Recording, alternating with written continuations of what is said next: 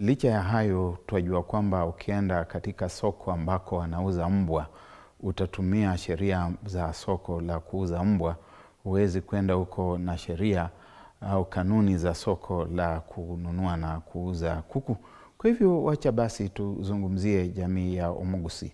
Na mimi sikubaliani kamwe kuwa kila mara wamekuwa wakiegemea upande wa Raila Odinga. Hivyo ni kuonyesha pengo katika ule ufahamu au weledi wetu wa siasa za eneo hilo. Tukianza na mwaka wa 92 wakati ambapo tulirejelea siasa za mfumo wa vyama vingi, tutaona kwamba wengi waliweza kupiga kura na Mwai Kibaki katika chama cha DP, na wengine nao wakajumuika na Rais Moi katika chama cha KANU. Mwaka uliofuatia wa 97 ikawa tumemwona Rais Moi tena akizoa kura upande huo, na vile Mwai Kibaki akawa amepata umaarufu wa kiasi fulani. Lakini katika nyakati hizo zote mbili pia chama cha Ford Kenya kiliweza kupata kura nzuri tu.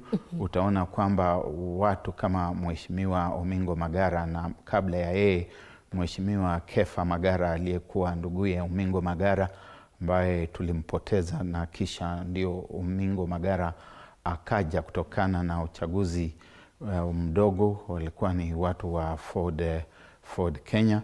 Na mwaka wa 2002 kwa wingi waliweza kujumuika naye Simeon Nyachae katika chama cha Ford People.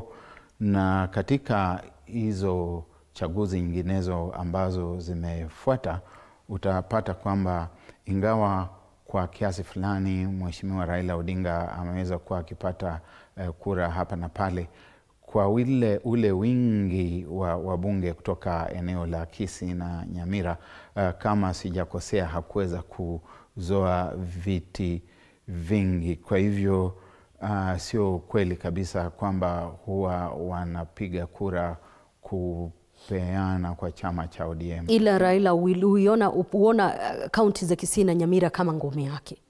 Yeye huchukua ni ngome yake, na kwa kweli kuna viti ambavyo anavipata. Ameweza kupata gavana mara 2 mfululizo. Ameweza kupata seneta pia, lakini utaona kwamba Nyamira, kama sijakosea, mara ya kwanza hakupata gavana kutoka Nyamira, lakini tunaweza kuangalia tena tukapata kama ni ukweli au sivyo.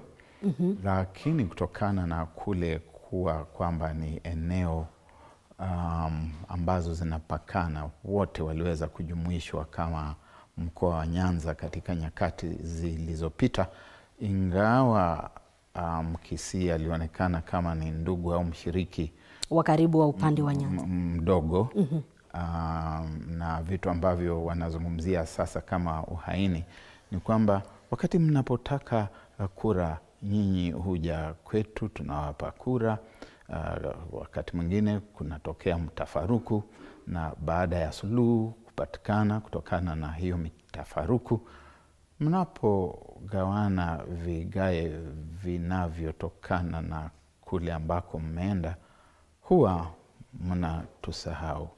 Na kwa hivyo ingekuwa vizuri sisi wenyewe tuweze kujiwasilisha na kujiwakilisha katika madawati ya mazungumzo, na tujizungumzie sisi wenyewe kama watu wanaojiita wa Mwanyagetinge.